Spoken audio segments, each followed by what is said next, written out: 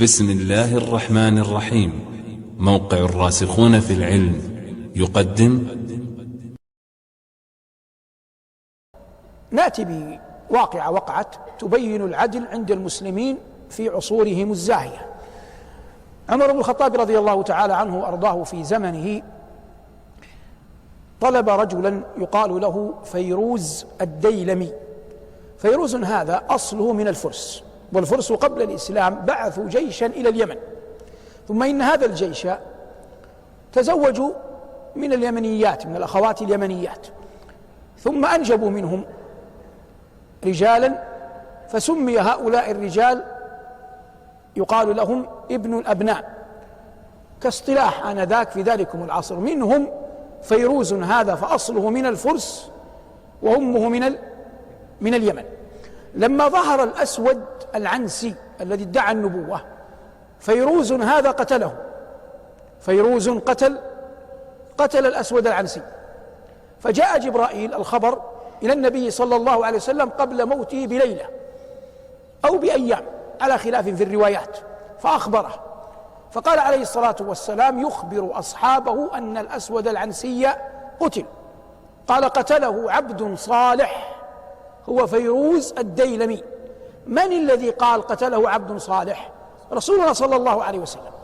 في زمن أمير المؤمنين عمر طلب فيروز هذا وطلب رجلا آخر، فلما دخل مع الباب الشاب القرشي وهو الآخر أخذ يسابق فيروز في الدخول على أمير المؤمنين.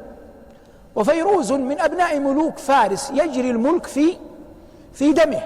أحيانا الإنسان يغلب عليه طبعه، يغلب عليه دمه، فضرب القرشي على وجهه فأدمى أنفه، فدخل القرشي قبل فيروز على أمير المؤمنين وأنفه ينزف دما. قال ما هذا؟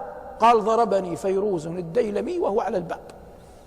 فلما دخل فيروز على أمير المؤمنين قال ما هذا يا فيروز؟ قال يا أمير المؤمنين طلبتني ولم تطلبه، واستأذنت ولم يستأذن، فسبقني فأصابتني حدة فضربته.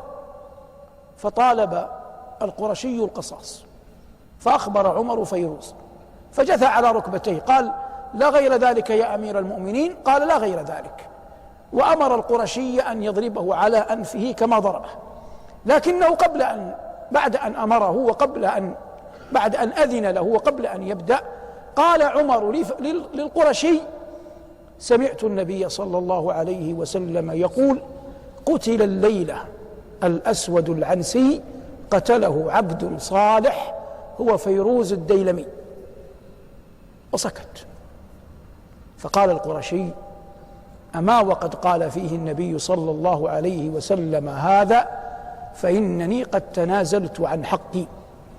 فقال فيروز أما وقد تنازلت عن حقك وعفوت فإني أشهد الناس أن لك 30,000 مما أملك وسيفي هذا وبغلتي التي أركبها. فخرج القرشي وقد ظفر 30,000 وظفر بالسيف وظهر بالبغلة وأوصاه بالسيف لعاقبة عفوه. فهذه القصة على سلاستها تبين لك مقام العدل الذي كان موجودا زمن أصحاب رسول الله صلى الله عليه وسلم.